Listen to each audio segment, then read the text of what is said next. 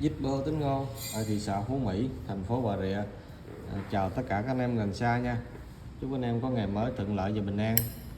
Thì hình thức giao dịch thì bên em như cũ, chuyển khoản full em bao ship code cọc 100k và không bao ship nha anh em. Hôm nay lên cho anh em có đồ sưu tầm nha anh em. Slim nè, mã số 1. Một cây Slim rơm bóng nha anh em. Rơm bóng 4 la mã, sản xuất 1988.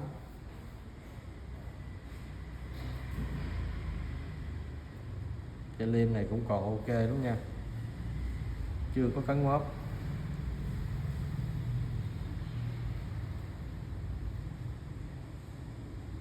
Dăm thôi nha anh em, dăm đáy nè.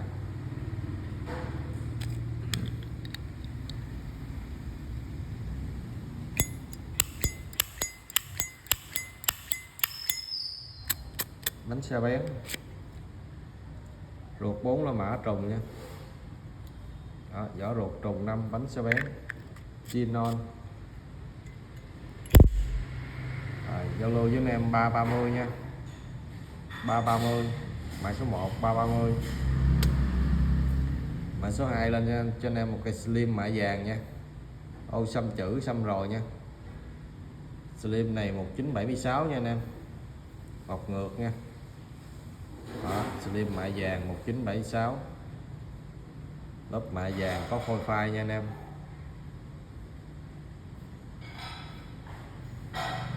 Ở phía sau nổ rôm hay nổ lớp mạ vàng vậy nè.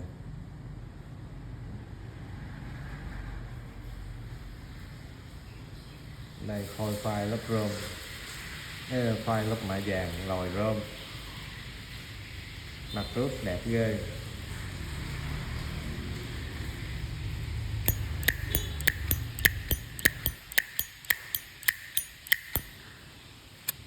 Bánh xe bén nha anh em. Đây xài ruột vàng mở gà, hai mặt ruột vàng mở gà luôn nha. Một cái ruột vàng mở gà, một mặt chữ trùng đời nha, 976, xài ruột một mặt chữ, ruột vàng, tim bột. Nguyên zin nha. Zalo với anh em muốn mềm mềm 600 đi. Đó, 600, cây mạ vàng 1976. Mã số 2 600. Mã số 3 lên cho anh em một cây rôm bóng cắt ăn mòn, chủ đề về cung hoàng đạo nha anh em. Cung leo nè. Đó, cung leo có chủ đề cắt ăn mòn nha, một trong những cung hoàng đạo. Một đáy 1970 nha anh em, 4 gạch đứng nè, sản xuất năm 1970. Đó, nguyên zin nha, có phai lớp rơm lòi đồng ở đây, mặt sau có khắc.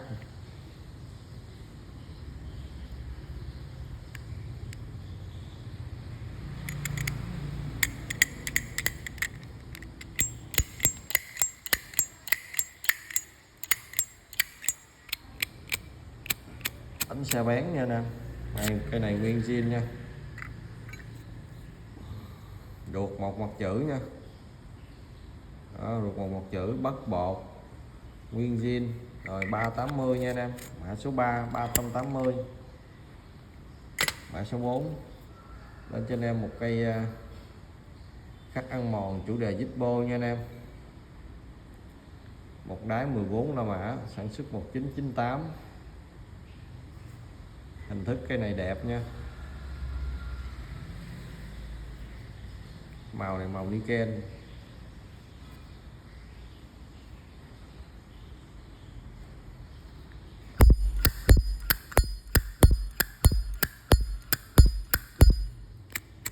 Bánh xe bén,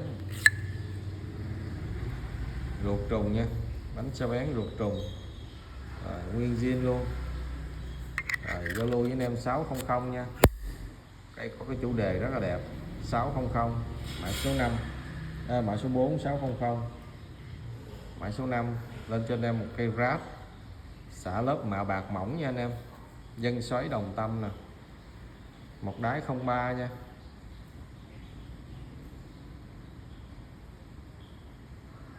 Đó, dân sói hai mặt, một cây đồng xả lớp mạ bạc mỏng, lớp mạ bạc làm như lớp keo vậy đó. Đánh nhẹ cái ra trên.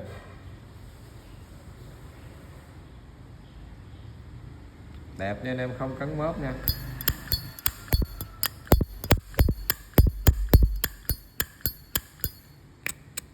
Đánh xe bén, ruột 03 trùng nha, vỏ ruột trùng, bánh xe bén nguyên zin luôn.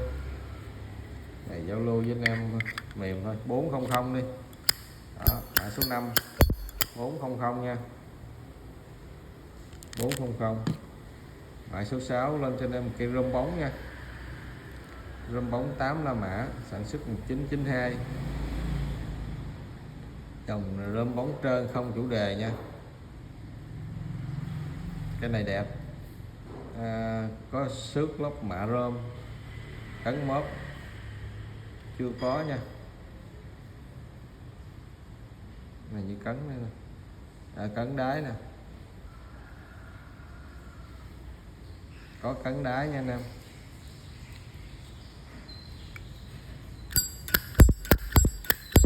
Âm thanh ok luôn nha. Bánh xe còn bén nè, ruột trùng 5 nha anh em. Đó, ruột đó, ruột còn thấy vạch nha anh em. Ruột trùng, bánh bén nguyên zin luôn. 550 thôi, giao lưu với mấy anh em 550. Mã số 6 550. Đó, mã số 7 lên cho anh em một cây Canada nha.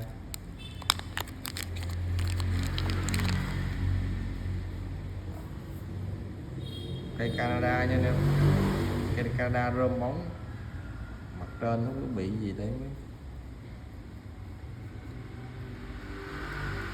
Đó, một cây 13 La Mã, một đáy Canada nha, dòng rơm bóng.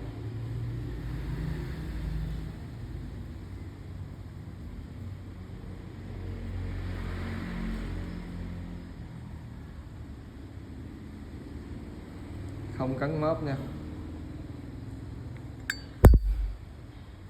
Cái này đẹp như mới nha anh em.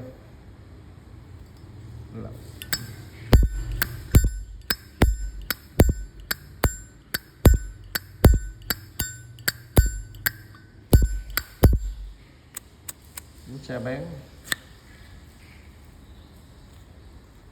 ruột Canada 13 La Mã luôn nha. Đó, vỏ ruột trùng, bánh bén nguyên zin luôn. Này hôm nay giao lưu với mấy anh em 1001 thôi, 1100 nha anh em. Một cây 13 La Mã 1001, bao rẻ luôn anh em, rẻ cho anh em chơi bữa giờ ế. Rồi lên tiếp cho anh em một cây La Mã luôn nha. La Mã có hoa văn ô trước nè. Cái này 12 La Mã nha, 1996, vừa tẩy keo xong. Cái này mã lớp Niken nè, mới vừa tẩy lớp keo 2K, keo bảo vệ, đẹp cho anh em.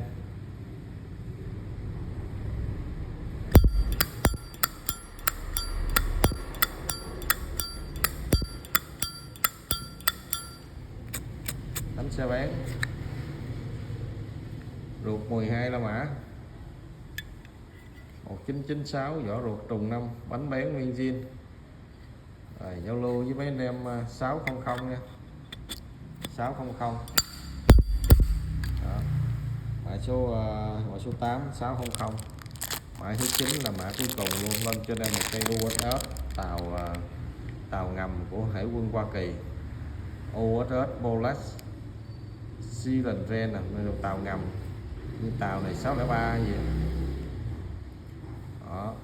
1982 nha anh em, một đáy 1982, một ngược, vỏ đồng, mã rơm xước, khắc ăn mòn đổ sơn, chủ đề về tàu ngầm, tàu ngầm của Hải quân Hoa Kỳ, USS Bolas.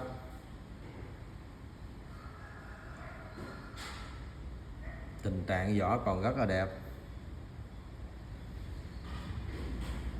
vỏ không cấn mớp, nước rơm còn sáng và bóng luôn.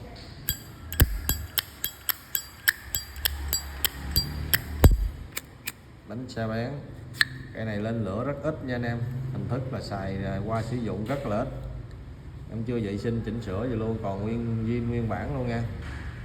Đó, guộc 2 mặt chữ nè, guộc 1 mặt chữ, guộc 2 mặt chữ. Đó, cái này giao lưu với mấy anh em 1800 nha, 1800 nha, 1800, một cây tàu WhatsApp. Đó, anh em nào kết chốt thì call giùm em nha. Cảm ơn mấy anh em đã xem ạ.